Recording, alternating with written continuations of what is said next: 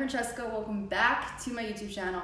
Today I have an awesome recipe for you guys, and that is vegan Mongolian beef. If you've never had Mongolian beef before, I've never heard of it, it is like an American Chinese takeout kind of dish, and it is usually made of flank steak, and they put it in a like sweet savory brown sauce.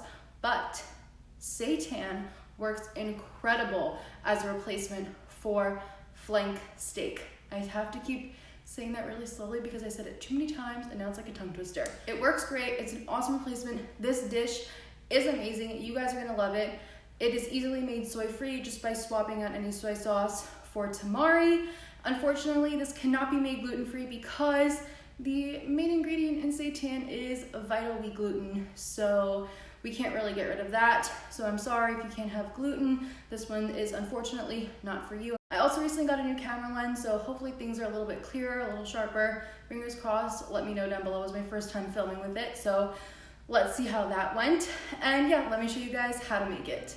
To start this off, we're gonna add soy sauce, some mashed up chickpeas that you wanna get them as smooth as you can. You can even put them in the blender if you want, and some tomato sauce. And we're gonna put this all into a bowl and we're gonna mix this together. I used a different brand of chickpeas today, and for some reason they were a lot harder than the other ones I've used, so they didn't get completely smooth. It still works fine, but the smoother you can get your chickpeas, the better. Then we're gonna add in our vital wheat gluten, nutritional yeast, and a lot of spices like salt, garlic powder, seasoning, salts, lots of things. It's all down below in the description box. And you are just going to mix it all around.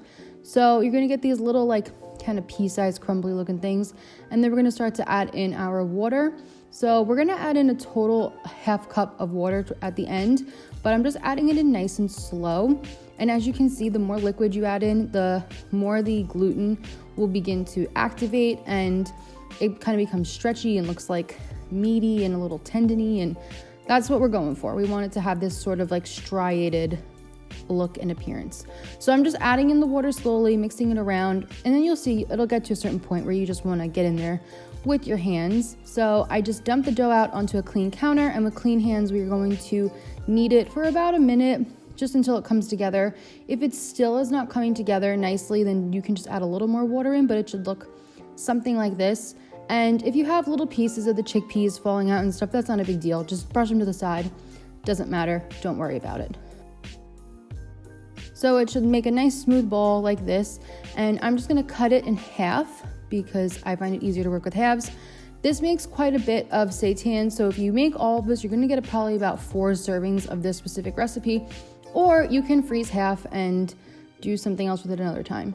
So you just wanna take a rolling pin and roll these out pretty thin because we are gonna steam them.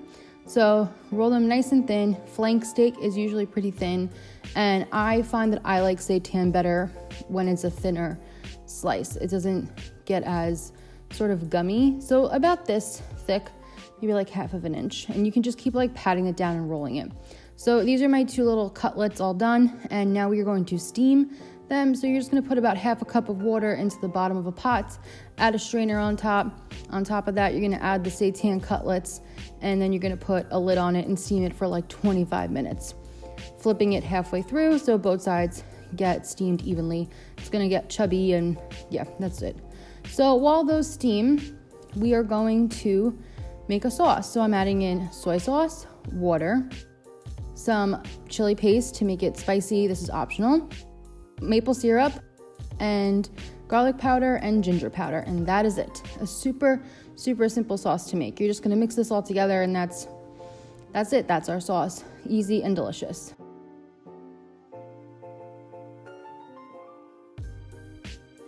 So once your seitan is all steamed, you can just slice that up. And as you can see, I'm slicing it really nice and thin. This is just how I think it tastes better. This is sort of similar to the cut that Mongolian beef has. So this is what we're going for. And if you want it to be a little thicker, you can make it thicker, but I just think when it's thinner, it kind of sears up a little better, gets a little crispier. So just, yeah, cut it all into little pieces.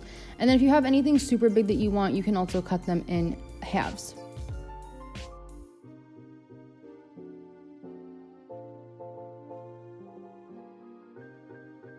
So these are them. They look like this. And now we are just gonna put a little bit of cornstarch on them, probably only about like 2 tablespoons. And this is gonna help it to get really, really crispy and really nice. And this is optional, I guess, but it just kind of makes a little coating on the outside.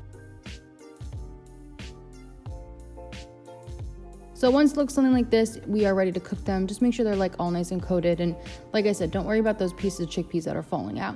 So then into a pan, we're gonna add some sesame oil, about a tablespoon.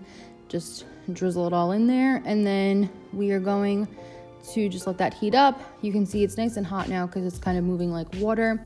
And we're gonna add in those little seitan pieces. And these are gonna fry up, get nice and crispy. You just give it a little toss, make sure all the pieces are coated in oil nicely. And you just let that cook for like 5-ish minutes, you know, not too long, on a medium heat.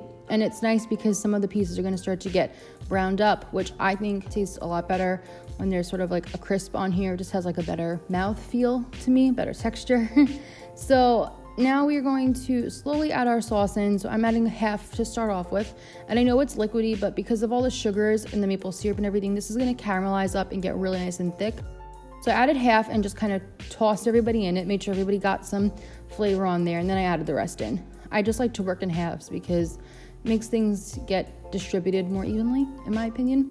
So then you're just gonna toss it around, and we're gonna let this cook on a low heat for like 15 to 20 minutes. Just watch it, make sure nothing burns or anything, but just low and slow heat is the name of the game here. And yeah, that's pretty much it. You just kind of let it hang out and let this sauce really cook and thicken up. It'll get nice and caramelized on the outside of some of these pieces of seitan. It's awesome.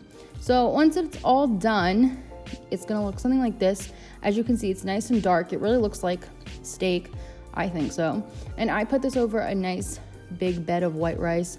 Obviously, you don't have to do that if you don't want to. You can just serve this with vegetables. And I just sprinkled it with green onions and extra red pepper flakes and some sesame seeds. And just look at how beautiful that is. It's like really looks so good. It looks flavorful. It looks juicy. There's some nice little caramelized burnt pieces, which I love. That's my favorite part. And yeah, that's it. This is it. It's really easy to make. It is so delicious. You guys have to try it. And just, it's just so good. You guys are gonna love it.